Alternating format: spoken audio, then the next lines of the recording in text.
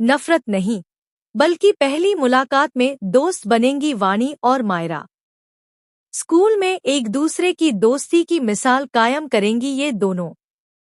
जी हाँ दोस्तों, सीरियल यह रिश्ता क्या कहलाता है का आने वाला ट्विस्ट बहुत ही जबरदस्त और धमाकेदार होने वाला है। कहानी में आप देख रहे हैं कि यहाँ अरमान बहुत नाराज होता है क्योंकि उसकी गाड़ी इतनी ज्यादा डेकोरेट होती है कि लगता है जैसे शादी में इस्तेमाल की गई हो, और ऐसा होता भी है। इसके बाद विद्या का असली रूप सामने आता है।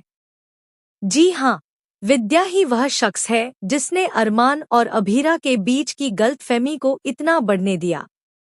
जब हादसा होता है तब अभीरा को बहुत चोट आई होती है, लेकिन फिर भी वह अपनी बच्ची, अपने पति और अपने परिवार से मिलने के लिए अस्पताल से ही निकल पड़ती है।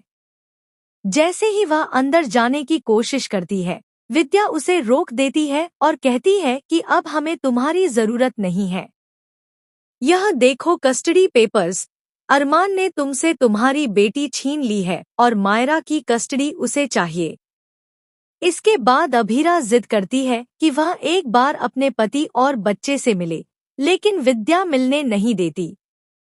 वह कहती है कि अरमान तुमसे मिलना भी नहीं चाहता और हमें तुम्हारी जरूरत भी नहीं है।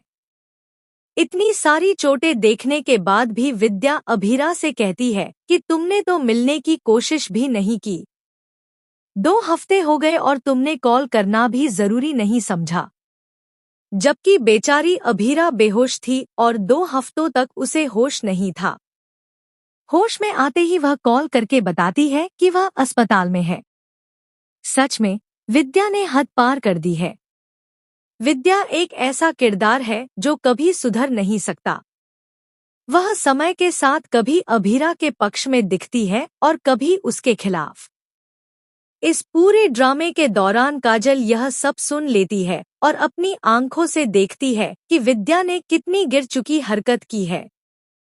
दूसरी तरफ जब अरमान नाराज होता है तो मायरा भी नाराज हो जाती है। वह गुस्से में कॉल करती है। अभीरा कॉल नहीं उठाती, बल्कि वाणी यानी मुक्ति कॉल रिसीव करती है। दोनों के बीच बहस हो जाती है।